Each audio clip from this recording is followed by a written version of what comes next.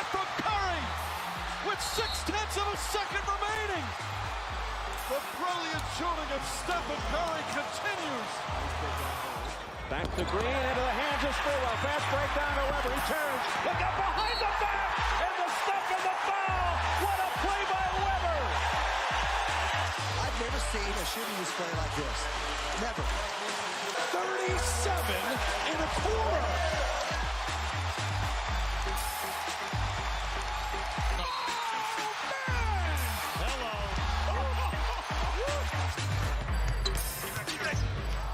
Curry inline snakes ball out of his boot. He takes a little swing and misses. Curry splits the defense behind the back. Fires a three. Oh, he puts it in. What a spectacular move. That could be the greatest move I've ever seen. Here's Curry for the record. It's good. There it is. Stephen Curry, the all-time three-point king in the NBA. Fuck it. We'll do it live. You are in Warriors Huddle with me, Bram. No Marcus today, but with me per usual, my master of all things video and sound, Maxime. How's it going?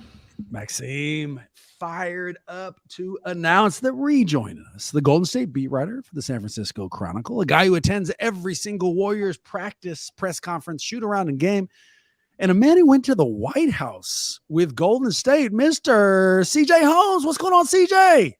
What up?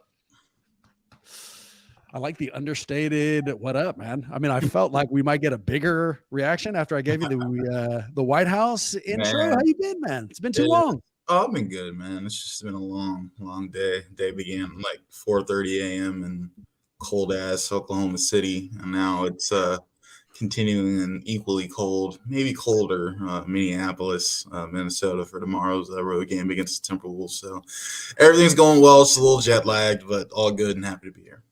I'm translating that to I do not feel like recording a podcast right now. I don't know what the fuck I'm doing in this dark room on this goddamn screen. So hopefully I'm wrong about that. I guess we'll find out. The glare in here is just crazy. Don't get me wrong, I was napping before this, but because I got something I got to write when we get done. But the glare in here is crazy, so I just close the curtains. Well, get ready to have the time of your life, CJ. I mean, I know you might be a little groggy, but we'll wake you up immediately, and I'll give you a strange admission. So, we just watched that video that leads into the live performance now, and it ends with the Bill O'Reilly, "Fuck it, we'll do it live." Every single time I see that, I find myself mouthing those words. I don't know why. Today, I'd legitimately decided, don't do it, Bram. There's no need, and then did it immediately as it went in. So I'm already disappointed in myself, but CJ, I'm bearing the lead, dude. So we do the off the court report all the time. Most of the time I just shut up and let you go. But this one, I'm really interested. I have never been to the White House. I've never been there with a team. I've never been there on my own. I went to DC, but we didn't do the tour and stuff. So I just want to hear about it, man. How was that experience? What jumps out from it when you think back?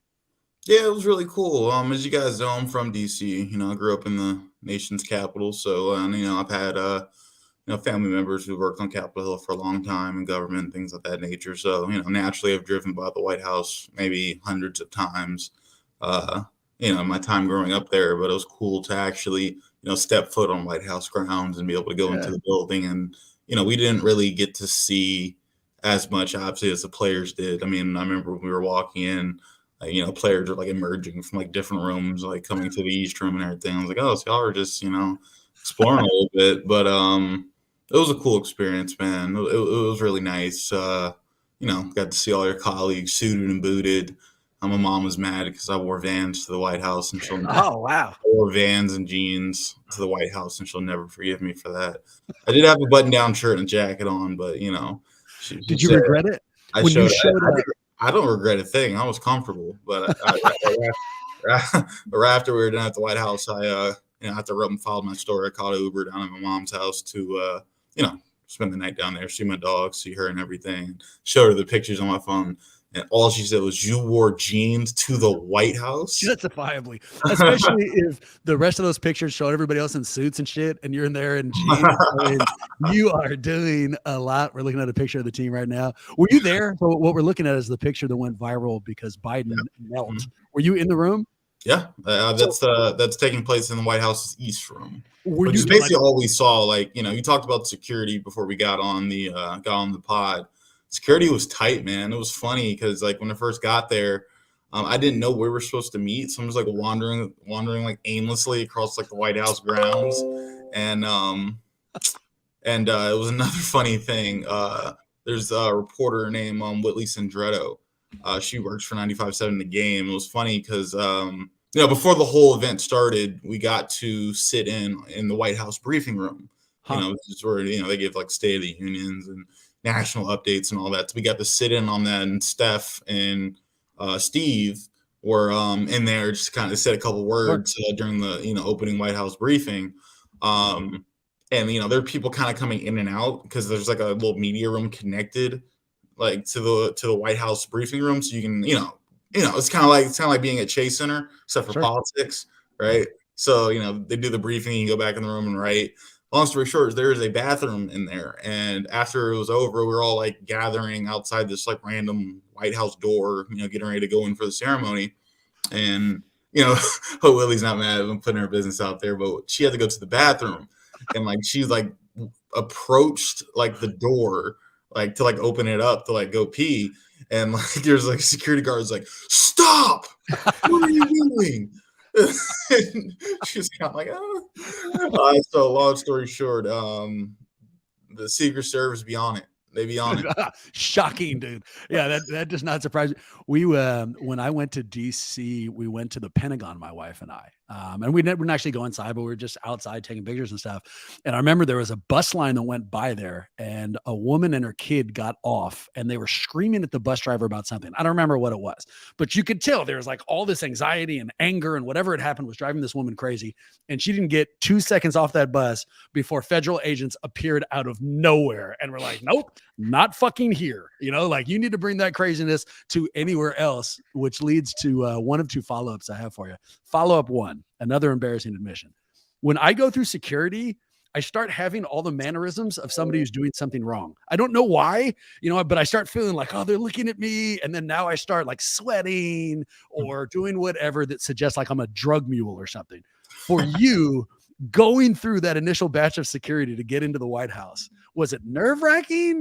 Was it weird? Like how does that actually go? It wasn't weird, but like what sucked was like I was supposed to be getting breakfast, the morning, or like a brunch the morning before the ceremony and everything started. So like my hotel, staying at Hotel Washington, which is like a block away from the White House, formerly W. I'm so sorry, my coworker's blowing me up. I'm sorry. Good.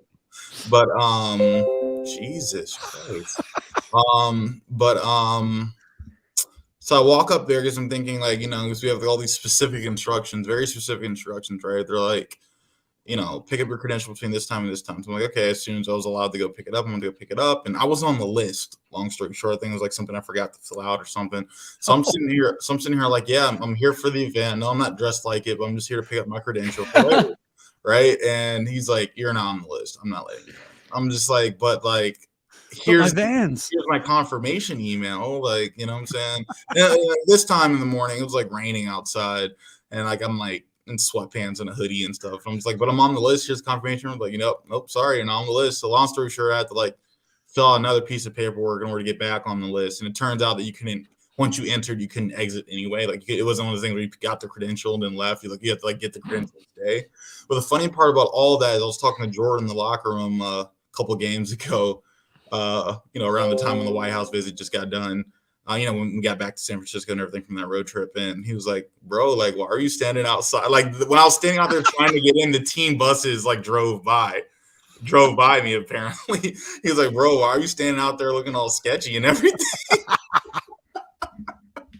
That is incredible. And we're looking at another picture here, and it leads to the second follow-up. So I made a big deal about it after it happened, that Biden decided to go on one knee. You're in the room, dude. So like, how did that, was it a joke? Was it perceived as a joke? Whose idea was it that he knelt? Like, what was the perception as it happened in the room? My biggest worry was that he wasn't going to be able to get back up. Respectfully. Too late to be respectful, I think. But no, I think the, the overwhelming sense in the Eastern was surprise. I know you guys know the background. After it was like 1 or 2 championships ago. Trump famously disinvited the Warriors from the White House. Steph said they weren't going to go anyway, but he disinvited them. They didn't go.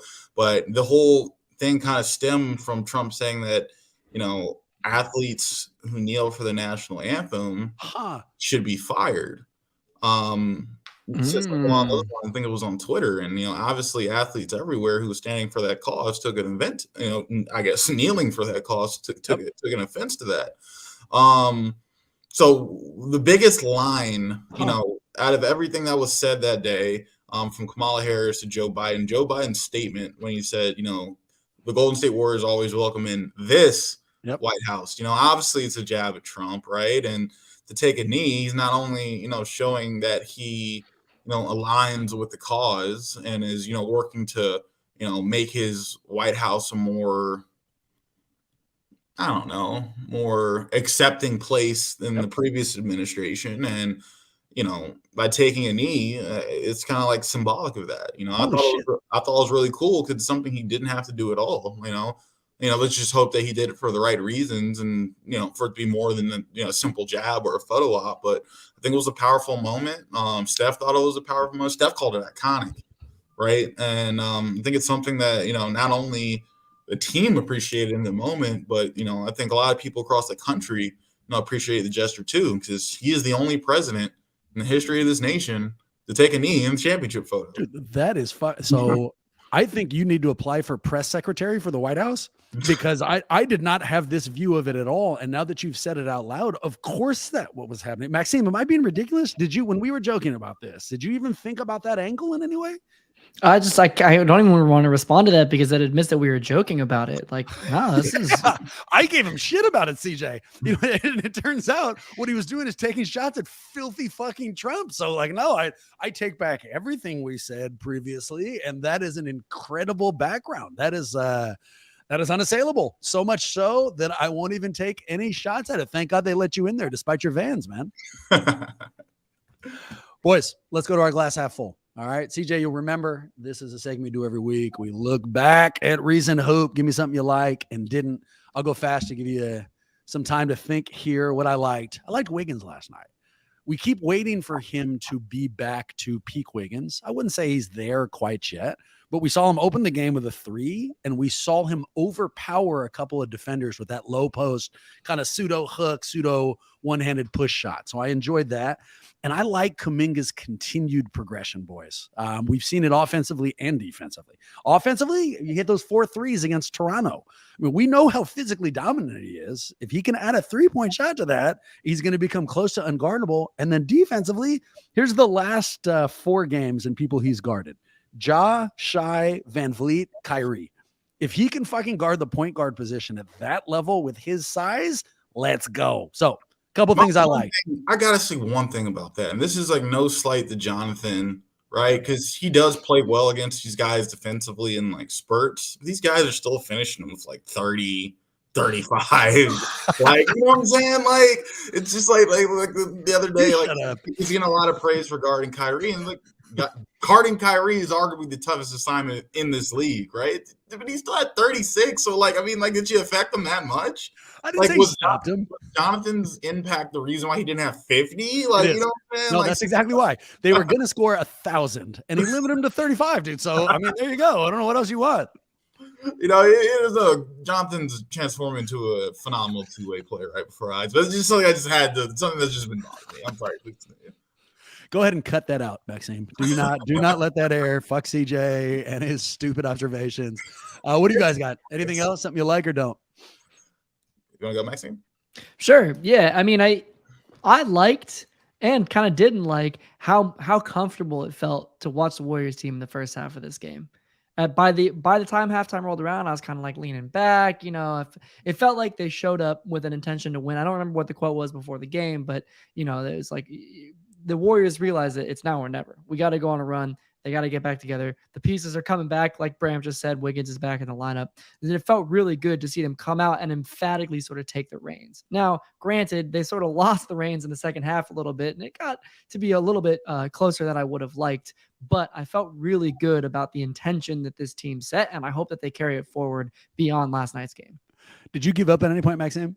I almost threw some temper tantrums last night when they started coming back, and it was like, oh my God, it's a 2-point game. I mean, I started internally thinking about letting go of the rope, and I didn't, and they ultimately won. But did you start panicking at all towards the fourth? Well, I'll admit to you that I was actually watching the Thunder broadcast because I have my own sort of issues at this point. Listening to our Homer broadcast, so I was listening to the Thunder broadcast, and so no, I didn't actually panic at any point because I could tell that their broadcasters never felt like the Thunder had it under control. All right, it was so that vantage point I think really kind of helped me stay under control myself. It's good to hear. CJ, what do you got? Let's see. You don't like people calling JK an incredible defensive presence. What I really liked about last night's game was the complete team. Not gonna say complete team, but spreading the love offensively, if that makes sense. You got your vintage Splash Brothers performance. I want to say everyone who played scored at least 4 points. And when the team is healthy like this, that's exactly what you want to see. You want to see them come out fast on the road. You want to see them make good use of all the weapons that they have. And I think the Warriors did a great job last night distributing the wealth, right? But what I hate is they let another 21-point lead slip away, right? Granted, basketball is a game of runs, and I think we all forget that sometimes. Yep. You almost don't want to go up too early in a game because of that. Basketball is a game of runs. You'll have your run, they'll have their run, and that's just how basketball is. But at the same time, it's been, I've been, being on the beat all year, it feels like it's been so long since they've had a dominant win, right? Yeah. Or stringing together a couple of dominant wins. It's funny, me and Madeline Kenny are sitting in the press section, and I think I tweeted last night, I was like, watching a Warriors game these days is like watching a Marvel movie. You can almost take a timer, set a clock from Act 1 to Act 2 to Act 3, right? And you just kind of know what's going to happen, especially for us on deadlines. It's made it hell lately, right? Not knowing which way the game's going to go, right? So for my sanity, I would like to see the Warriors string together some dominant wins. Or if you're going to lose, just lose, man. Make it easier on us. Right?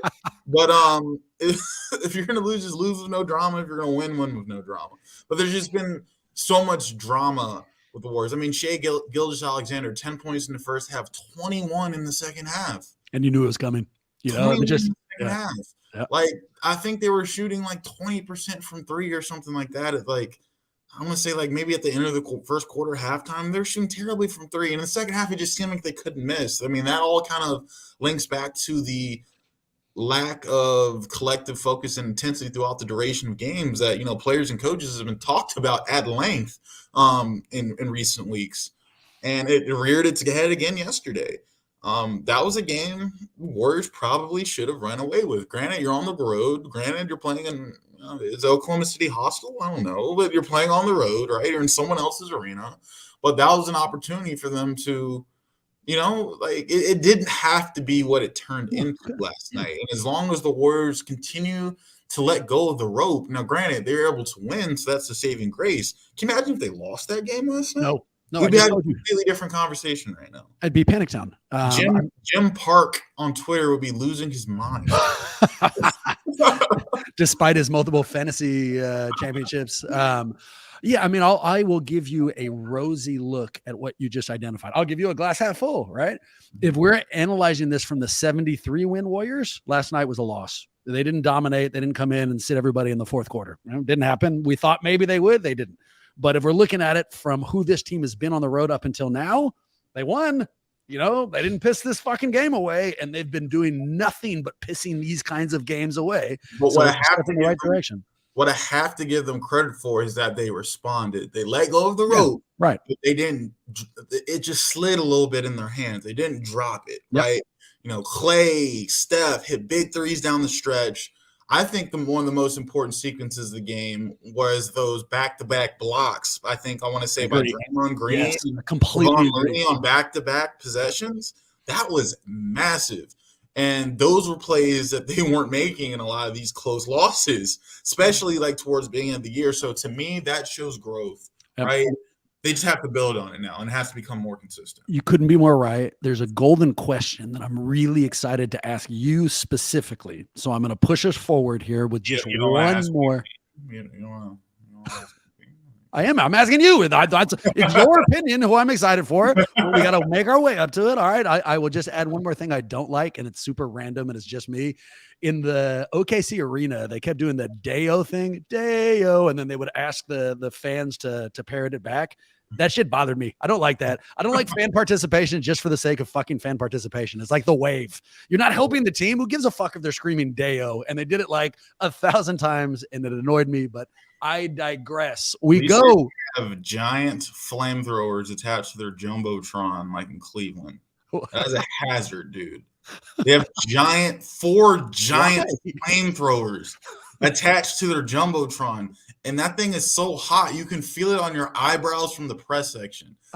That is dangerous, man. Like they're like one flamethrower malfunction away from like a complete burn down. Like I feel very strongly about this. It is dangerous, man. Do they have like monster truck rallies there? That guard, Darius Garland, and like 4 of them. Like I'm like, oh my goodness, man. Like there's a 20% chance Joe Lacob steals those. Just that you've talked about them and they were like notable. It wouldn't shock me if we found those in Chase Center sometime in the instant future. But here's our golden question. I've got 2 big ones. All right. One is very important to everybody. The second is very important to me. And it's the second whose opinion I really want on. But here's the first quote, gentlemen. You have flip-flopped like a seesaw on this question over the past couple of months. I'm going to pause there for a second. I don't think seesaws flip-flop. I don't think that's how they work. But nonetheless, it picks up. But the deadline is around the corner now, and we need a definitive answer. Do the Warriors need to make a trade before the deadline of February 9th, 2023? So I've been all over the board on this, CJ, and I'd love your take. What do you think, man?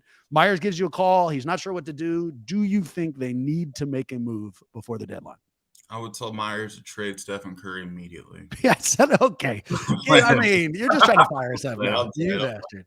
No, but really, though, I mean, despite the stops and starts, the ups and downs of this season, here we are with 32 games left, and the Warriors are in the 5 seed.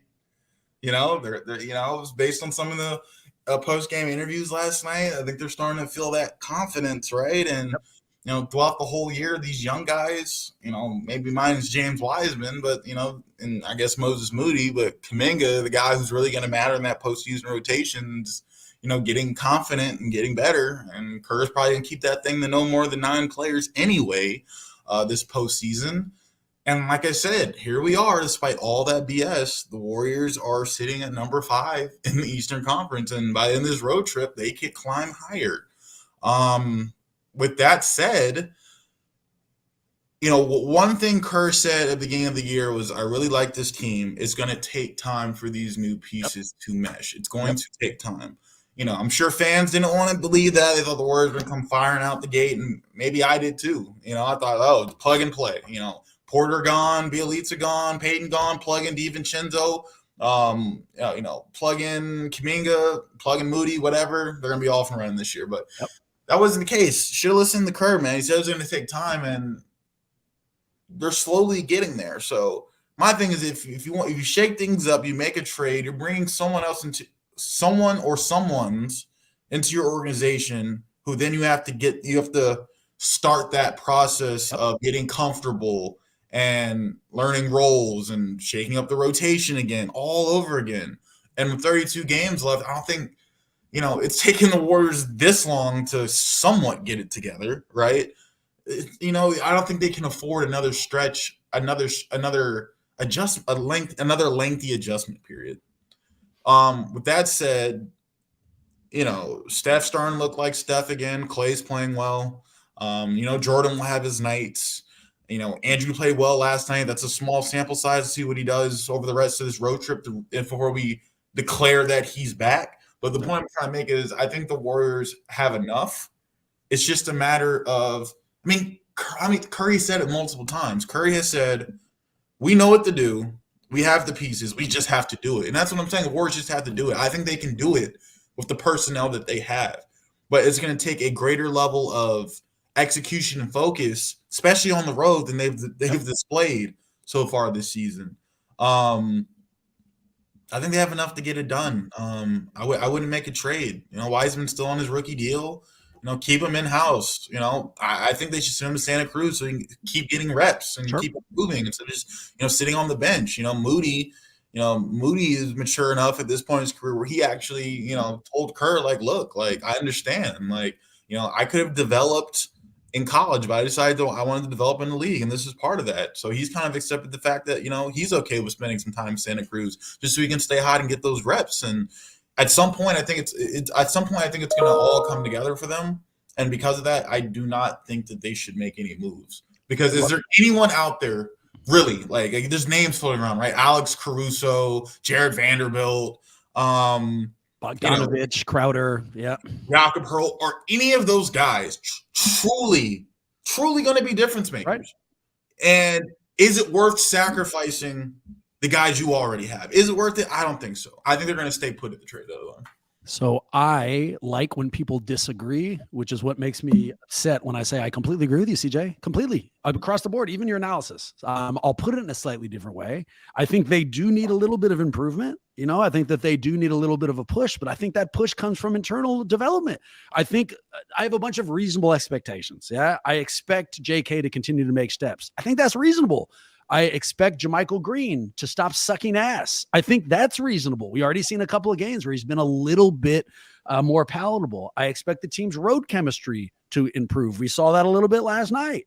And, just these little baby steps. If all of us say that this season's been frustrating and inconsistent and the Warriors are still 5th right now, if they can just bring even into one of those 3 things I just told you, I think that puts them right back at the forefront. So I don't think they need to make a major deal, especially if we would have to be moving our young guys and their value couldn't be lower. Trading Moody or Wiseman right now is like selling your car when it's in the shop. You're not getting shit, and everyone's view on their value is way low. So why force it? Clean sweep, Maxime, do you agree? No, I do feel like we need to make a move here. Look, Why? The thing is that we talked about rotations shortening in the playoffs. That's what we're talking about here, right? We're not trying to be a regular season team. We're trying to make a postseason run. We're trying to make another championship run. When we talk about shortening rotations, they shortened down to like 8 players. All right, we got 6 with Jordan Poole, maybe 7 with DiVincenzo if we're feeling confident that he's going to show up in the postseason, and I do. Still, we're sort of missing a key piece here, and maybe that's Kuminga. Maybe that's JaMychal Green, I guess, though I don't really see it. But my concern is essentially it's this idea of like we're pushing all our chips into the table, right? That's still a bet. That's still ultimately a bet that it's going to go, that your hand is going to be the best hand out there. But I don't feel confident in making that bet when we feel like we're like one piece away from a core contending team that's going to push us forward. What about a buyout? Would that help you? I mean, because there's other ways that they can get players without having to give up. I mean, for example, Caruso would take Wiseman. Bogdanovich would take all 3. I mean, I was fucking around with the trade machine this morning.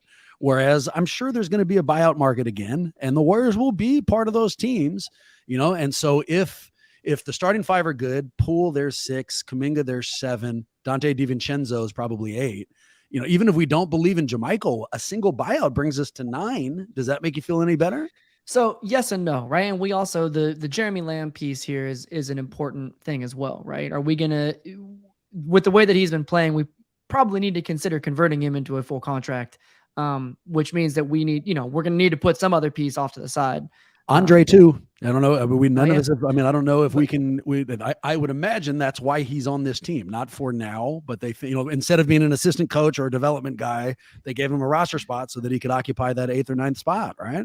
I mean, I was always under the speculation that it was more so because you carry a little bit more weight as a player than you do as a coach. As a coach, you're suddenly somebody else. As a player, you're actually sitting there on the bench, regardless of whether you're suited or not, in Jonathan Kuminga's ear, letting him know. And I think there's a different level of respect. I mean, speculating from the sidelines, of course, but no, despite I think the one thing, if we go on a run, everything looks great, we go into the postseason feeling really good, then this was the right call. I mean, it was the right call to not make a trade, right? Maybe make a buyout or something. But if we have another slump, people are going to start pointing the finger. There's going to start to feel like, is there something wrong with this locker room? And that's exactly the type of thing that somebody like a Caruso could be, some different energy that comes in and becomes a galvanizing force, like a leader off the bench that actually might sort of help shake things up in a way that actually gives us enough life. Because I mean, at this point, it's you've won 4 titles. It's got to be pretty hard to keep the motivation going for that 5th. Did he talk you into it, CJ? Nah. Fuck you, Maxime. Too bad for you. He doesn't even have to say anything more than nah. That's on you. I just don't.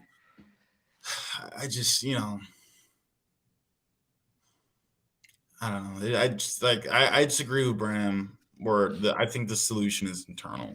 I think the solution's internal. And you're giving up so much. We just give up entirely on Wiseman and JK for what would be a 1-year rental that you might be able to already replicate. What if these internal development does what I'm saying, we might be able to get that without having to give up anything. But I mean, honestly, Maxime, I'm happy you said it, because I know that there are people watching and listening to this who are screaming at the screen or at the radio saying, of course they need to make a move. So I think it's important that I get to articulate it. Maybe it's unfair, but the Warriors have Stephen Curry, Klay Thompson, Draymond Green, Andrew Wiggins. Like, outside of that, how much more do you really need? Like, you see that stat that went live today? You just need guys who can guard and execute on their roles. And the Warriors have enough bodies for guys who can do that. They just have to do it. And I know Warriors that's kind of broad, but I feel like it's as simple as that. They just got to do it. They have the talent. I think the struggles of this season have nothing to do with a lack of talent. I think it has to do with a lack of focus. I don't think it has anything to do with a lack of talent. A stat surface today, I mean, it's not new, but it had been updated, saying that the Warriors starting 5 amongst every other combination of 5 players who have been on the floor for long enough to qualify for the stat, the Warriors have the starting 5 as the highest plus minus of anybody else in the entire league. So that starting 5 is still the most effective 5 players in the NBA today. That means something. That's not a throwaway stat. That I think it underlines what you're saying. They have championship talent. You got 5. Like you said, they go into the line. They go into the playoffs playing small ball. That's what Looney off the bench, DiVincenzo off the bench, Kuminga off the bench. I mean, that should get it done. They're firing on all cylinders. I believe that should get it done. I wouldn't bet against them. I'm not eager to bet immediately on them. I'm not betting my life savings, but I'm not also betting against them. All right. Boys, I've got this second question. I'm going to break ranks for a second. Maxime, we can cut this out of the pod, but video just will be what it is. I know we're dealing with 4 minutes of time. Do we have time for this next question, man? Yeah, can I venture into it? All right, excellent. This one I'm real excited for, CJ, and it's this quote: if you and your loved ones were in the Last of Us universe and could pick any member of the Warriors organization to help you survive, who would you pick? All right, so for those who aren't watching, we got a little clip going off here to the side. Last of Us, brand new show on HBO. Really enjoying it. Also, one of the best gaming series of all time. Ever. Just fucking ever. Both of them were phenomenal. I played the first one twice. I just bought the remastered version and went all the way through it. But this world contemplates basically a zombie apocalypse. The difference is that it's a fungus that has taken over the mind, but we are all, aware of the post-apocalyptic world. It's not just the zombies who are trying to get you, but people are bad too. All right. So CJ, bad news. You're in this fucking world, man. You got to survive and your loved ones are with you. Good news. You get to pick any member of the Warriors organization to help you through it. Who would you pick? I've got some analysis. I can go first to help you give some time, or if you want to go, I will follow you on this. I think this is a no-brainer. I'm gonna go with Draymond. I think Draymond's gonna do what it takes to survive. You know what I'm saying? He's gonna be able to, galvanize and lead us. He's kind of a guy that I don't know. I've never played with the guy, obviously, but I feel like he's a guy that when he speaks, I'd follow. Yeah. And I think that he's gonna do whatever it takes to get the objective done, whether that's going from one quarantine zone to another, or for going on a supply run. He's a guy that I think I feel comfortable that he has my back line. I love this analysis. All right. So I'm going to agree with you and then not. So here's the part I agree with you. Right. So if we break this down, if it's like a draft combine, you've already identified the two biggest things, physical and mental, right? Draymond could think things out phenomenally well. If you needed to like protect your hometown or invade another one or go on a supply run, he'd be good at organizing that. And then physically, he's big dude, could probably fight people off. Here's what I'm worried about Draymond. Worry number one, I feel like he might make an angry decision at the wrong time. You can't punch the clickers, right? You can't punch the clickers. No, you can't. Okay. Yes, exactly right. And like we're trying to be quiet. I can see him starting a fight out of nowhere, or making a decision out of anger, which I'm a little bit concerned of. Also, I'm worried about him making decisions on my behalf. Like maybe he decides I'm not a good decision maker and then he locks me in a cage for my own well-being. So I'm not ruling Draymond out, but I do have some concerns, other people, Kerr would be great on the mental side. I feel like he could game plan shit, but physically his back's all fucked up. He can't really sit for that long. And I think that's an issue. I'm not on board for that. Steph would be incredible. Fast, like athletically inclined, great on supply runs, but I'm not sure. Steph gonna leave you in the dust. He got that Olympian lungs. Like you be trying to run away, and Steph just be like, he'll be like 20 yards ahead, just not even breaking a sweat, just gone with it.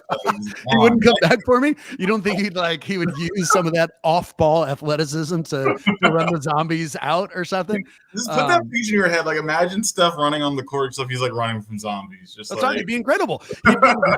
That's exactly right. Chewing on his mouthpiece and just running from zombies. I thought Kuminga. I think Kuminga would be a real solid one. Big fucking dude. I don't know if you could help with the mental side, but that's just because I haven't really spent that much time with him. Maxime, what name jumps to mind for you? It's similar scenario. Who you picking? Well, so, now I'm all sorts of turned around on whether or not I would take Draymond because there's a lot of brilliance going on there. But I what you had going with Steve Kerr for a second was kind of compelling. And I was thinking, actually, this is kind of a throwback, but what about Jaren Collins? It's sort of like definitely athletic, could get through the moments where you just need to have your aerobic fitness there to survive, but also can think strategically. Yeah, very smart guy, very personable, would be like, okay to get along with when you're locked in a room for 8 hours or whatever. So, I'm trying to deal with all the facets here. And I think you kind of want a quieter, smart presence. Brainstorming. I feel like Steve Kerr would be like the Professor X, he'd be really helpful, but also kind of in a wheelchair, which isn't a giant thing here. My all-time guy, by the way, CJ, we've revisited this question a bunch of different times. And what my first answer always was Magic Johnson. Like if I had an all-time guy, it would be Magic. Big, Why is that?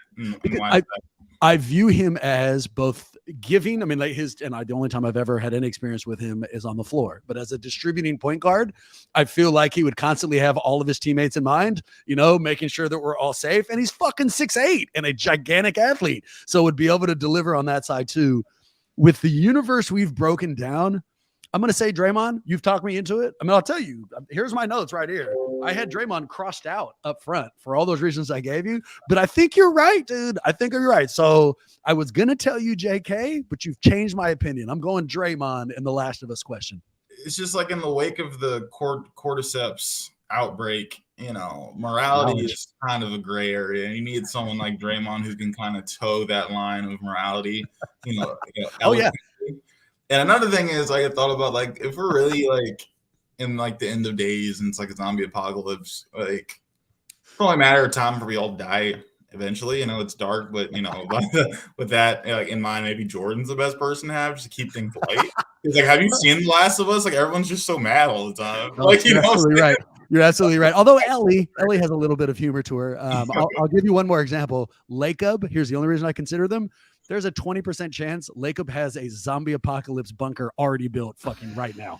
Like it's underground and it's fucking 8 feet of, I don't know, it's built of gold. Who knows what it is, but that you could just go there and live your own little world the entire time. Like that dude, Bill from episode 3 of Last of Us, just not quite, it's more money as opposed to skill set, but I can see that being an upside. The chances of him letting you into that complex are less than 0, but we at least got to throw him out there as an option. Maxime, who's your final take? Are you going Jared Collins? I like the callback. I mean, he seemed like a very smart guy, and he's at least like 6'10". Right, but see, exactly. So you get it, Bram. But I think I'm maybe like pulling a Draymond and overthinking it, because the answer is Draymond. Like, that's the right way to go. I think it's the only answer. Settle down. We agreed with you. It doesn't have to be the only answer. I mean, you were right, but there's other options. They're at least worth considering. All right, boys. Do their basketball skills equate to survival skill? Like, for example, Clay's an elite shooter. Does that mean he's great with a rifle? Like, is that how we're doing this? Like, I have heard. There's layers to this. Like, of course there is. No, I don't think we can't guarantee that. But I have heard stories that during college, Klay Thompson shot a bow and arrow in like a fraternity house. That's a skill set I wouldn't mind having. Like an archer, you can consistently reuse the arrow. So upside there. And also, as long as we're giving props to rich people, there's a 20% chance Steph has a fucking zombie complex built somewhere too. I mean, he may not be Lacob wealthy, but he's got enough money to put together a post-apocalyptic bunker, somewhere on. Is that the real reason why they don't want anyone like living near them? Because that's like the bunker, like it's where the bunker is supposed to go. Could be. It could be. And you've also proven exactly for watching this. I'm so sorry. I knew you were perfect for this question, dude. I knew you were perfect for this question. It took me a while to get you one like this. I should have had a House of Dragons one, but better late than never kind of thing. CJ, I appreciate you. I enjoyed you. And I know I'm not alone. For people who need far more homes in their life, where do they go? You guys can find me on Instagram and Twitter at CJHolmes22. And gentlemen, what do I need? Oh, this man needs retweets, not likes, which is something we've been trying to do. In fact, we use our only presence on social media to do exactly that. That's on Twitter, and we are at Warriors Huddle. Also, want to let us know we did a good job, bad job. We should have picked JK, Lacob's post-apocalyptic bunker is super nice. You can shoot those takes to our email, which is huddle@warriorshuddle.com. With that in mind, go Warriors. Hopefully, we'll see you real soon.